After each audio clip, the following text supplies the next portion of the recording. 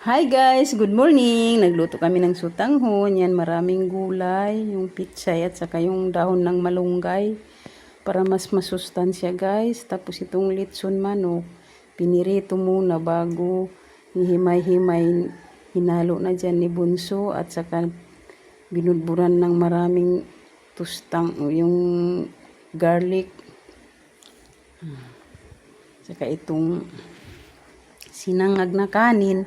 Hinaluan niya ng carrots at saka green peas, saka maraming bawang at sibuyas. Ayan, ang sarap. Saka binudburan pa ng tinustang bawang. Lami kaayo at saka meron pang nilutong itlog. Niluto lang yan guys, walang mantika. Saka itong ulam ko, ito ang ulam ko. Oh, masarap ito isawsaw sa bagoong itong ukra at saka may daing na, yung tawag nitong daing na ito, danggit. Sarap. Saka mayroon din tuna. Pinirito na naman niya ng tuna. Pinirito lang yan sa kawali ng walang mantika.